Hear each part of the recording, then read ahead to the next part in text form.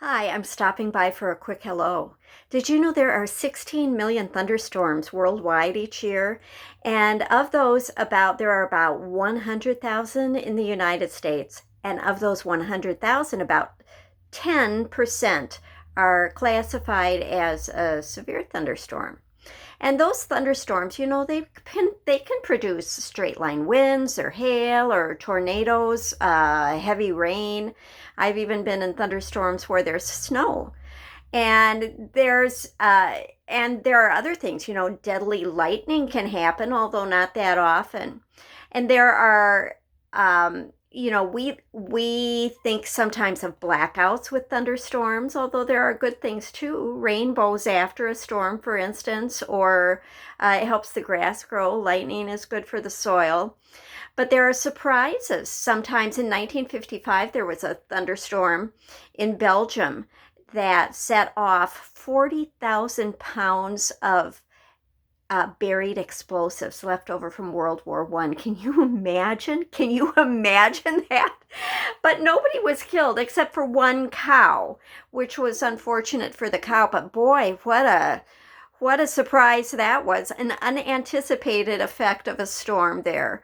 So, storms affect us in different ways. Some are good and some are not so good. But the thing that we can remember is, we usually have an idea of a buildup. Storms are like anything else. First, you're going to have a developing storm, and then when it matures, it's going to be, we're going to be in the middle of it. But then it dissipates. It dissipates after a while. In fact, storms usually, or at least tornadoes, maybe storms, are usually 15 miles wide, I think I read, and only 30 minutes in duration. So what we know is that storms can come, but they do end. But different kinds of storms in life, of course, last longer than other kinds of storms.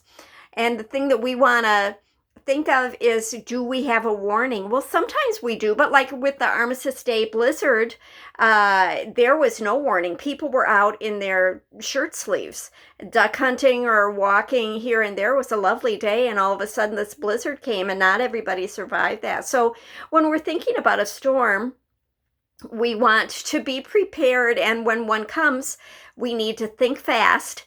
And we need to not think with our emotion, but with our logic. And the way that we can do that is we can plan ahead. That will help us, and know how or where to seek shelter.